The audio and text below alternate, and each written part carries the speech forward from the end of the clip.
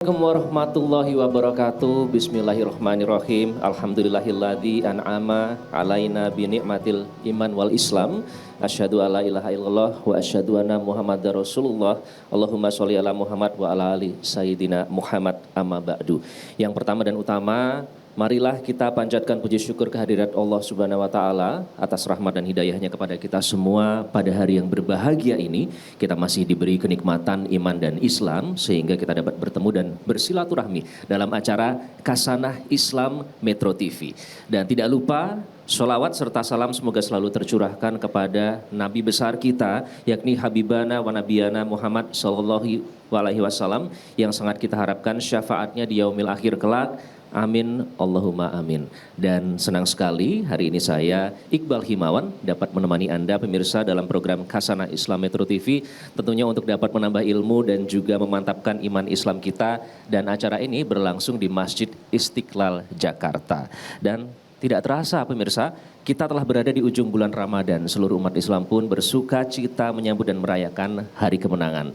Dan pemirsa, dalam kesempatan ini kita akan khusus membahas tentang makna Idul Fitri serta amalan juga tradisi yang mengiringi perayaan hari kemenangan ini. Bersama guru kita, Profesor Kiai Haji Nasaruddin Umar. Prof. Nasar, Assalamualaikum. Waalaikumsalam warahmatullahi wabarakatuh. Alhamdulillah. Semoga selalu bisa dalam keadaan sehat dan bisa menyebarkan syiar dan manfaat. Terima kasih sudah meluangkan waktu ya Prof ya, di tengah-tengah kesibukan Prof Nasar sebagai Imam Besar Masjid Istiqlal dan juga Menteri Agama Republik Indonesia. Nah Prof, ini kita sudah, tapi sebelumnya saya akan sapa para hadirin dulu. Assalamualaikum warahmatullahi wabarakatuh. Semoga sehat-sehat selalu Bapak-bapak di sini, puasanya lancar dan bisa memetik manfaat dari diskusi kita pada hari ini.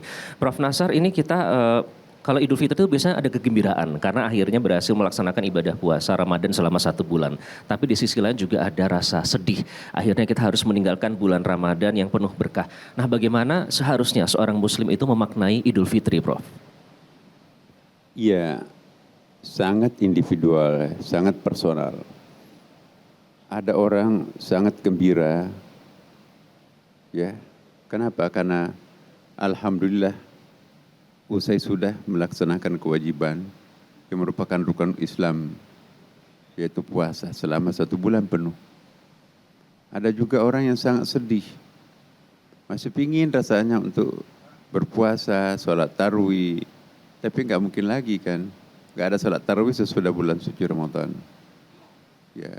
Ada lagi juga orang dua-duanya merasakan itu. Satu sisi dia gembira karena alhamdulillah telah merasakan kekuatan getaran batin pada bulan suci Ramadan. Dia yakin betul bahwa dosanya sudah terbakar hangus dengan bulan puasa Ramadan melalui puasa dan juga amalia Ramadan yang lain. Sesuai dengan janji Allah ya kan, man shoma Ramadan imanan wa ihtisaban ghufira lahu ma taqaddama min dhanbi. Barang siapa yang berpuasa dengan penuh ketakwaan, maka insya Allah akan diampuni dosanya seluruhnya oleh Allah SWT pada masa lampau. Ya, itulah yang membuat dirinya itu merasa sangat senang. Tapi pada saat yang bersama juga sedih sekali. Yaitu tadi, dia ingin merasakan hawa-hawa Ramadan yang sedemikian akrab, makan sahur berjamaah dengan keluarga, ya kan, buka puasa bersama keluarga, datang pergi salat tarawih bersama dengan satu keluarga, kemudian juga libur berjamaah, ya. Tiba-tiba harus kehilangan momen-momen seperti itu. Kan besok nggak ada lagi puasa, bahkan haram puasa pada saat Syawal ya kan, 1 Syawal itu nggak boleh berpuasa itu. Ya. Nah, saya ingin mengingatkan kepada kita semua, perasaan apapun yang kita alami, ambillah satu hikmah yang paling besar bahwa bulan suci Ramadan ini adalah bulan pencuci dosa.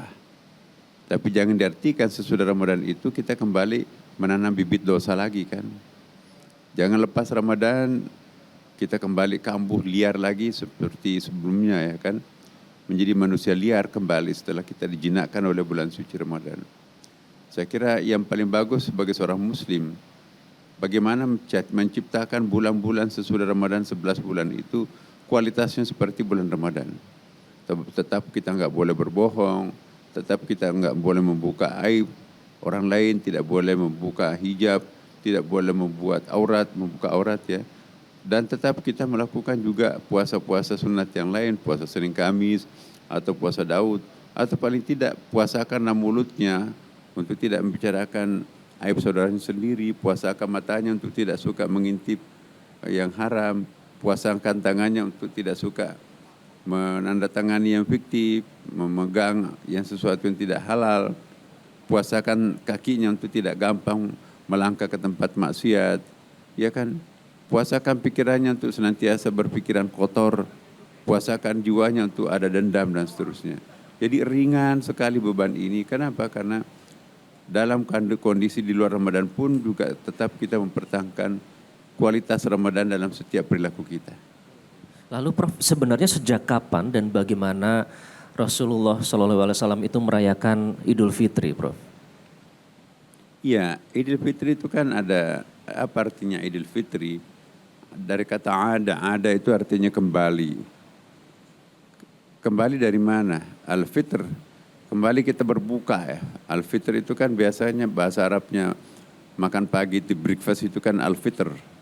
Jadi kita selama ini kan gak pernah makan pagi kan, makanya makan sahur aja. Tapi kita kembali makan subuh, makan pagi, breakfast, maka itu disebut dengan Idul Fitr. Bisa juga diartikan dari akar kata yang sama, Idul Fitrah. Kita kembali kepada jati diri kita yang semula. Fitrah kita itu ada apa? Fitrah kita itu selalu berpikiran lurus, tidak ingin berpikiran bengkok. Ya tegar pandangan kita, tidak lunglai gitu ya. Dan hati kita pun juga selalu bersih suci. Jadi kita kembalikan hati kita bersih setelah ditempa bulan suci Ramadan. Dan ada hadisnya kan, pokoknya betul-betul kita bisa seperti kayaumi waladatu kita itu bagaikan bayi yang baru lahir. Kenapa seperti bayi yang baru lahir? Karena kita sudah dibersihkan semua dosa-dosanya oleh bulan suci Ramadan karena pengampunan Allah Subhanahu wa taala. Rasulullah menyelenggarakan Idul Fitri ini pada saat 1 Syawal. Jadi maka itu kita malam 1 Syawal itu takbir. Takbir itu apa ya? Meratapi kepergian bulan suci Ramadan, seolah-olah kita berdoa, wahai Ramadan, sebentar lagi engkau akan meninggalkan kami, sebentar lagi engkau akan menjumpai Tuhan, melaporkan seluruh amalia Ramadan kami. Laporkanlah kebaikan-kebaikan kami selama kami melakukan kebaikan dalam bulan suci Ramadan. Wahai Ramadan, jangan engkau melaporkan kesia-siaan hidup kami dalam bulan Ramadan. Dosa-dosa yang kami lakukan dalam bulan suci Ramadan jangan laporkan kepada Allah Subhanahu wa taala. Allahu Akbar, Allahu Akbar, Allahu Akbar. La ilaha illallah, wallahu akbar. Allahu Akbar walillahil hamd. Jadi ini shock terapi untuk membersihkan, ya seolah-olah berikrar dalam hati untuk tidak akan pernah mengulangi perbuatan-perbuatan dosa langganan yang selama ini kita lakukan, ya kan. Jadi ungkapkanlah dengan takbir, bagaimana kita mempunyai kehidupan baru. Insya Allah saya akan komitmen terus salat tahajud, kemudian juga saya akan komitmen salat duha dan salat-salat sunat yang lain, apalagi salat fardu yang lain. Itu ungkapan komitmen lafaz takbir itu. Dan kemudian pada saat merayakan Idul Fitri, apa saja sunah-sunah yang dianjurkan, Prof?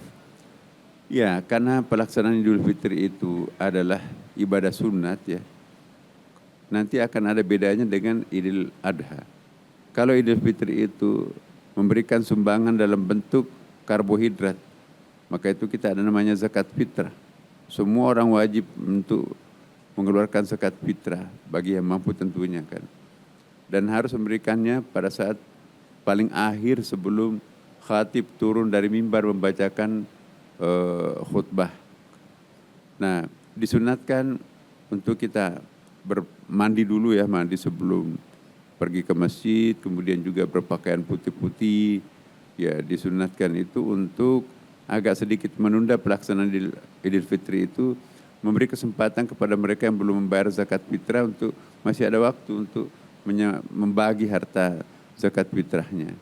Disunatkan juga itu untuk menggunakan wangi-wangian, disunatkan untuk bersilaturahim antara satu sama lain. Allah kan sudah mengampuni dosa kita secara vertikal, tapi secara horizontal mari kita berhalal bihalal, mari kita bersilaturahim dengan sanak keluarga dan sahabat-sahabat yang lain.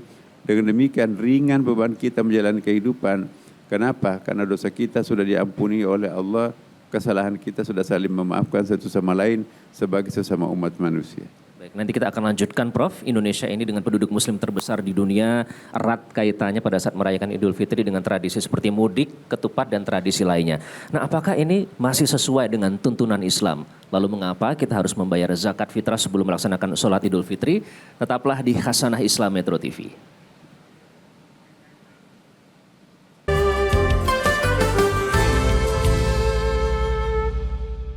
Dipersembahkan oleh, didukung oleh jelajahi cara baru mendapatkan informasi. Download Metro TV Extend sekarang.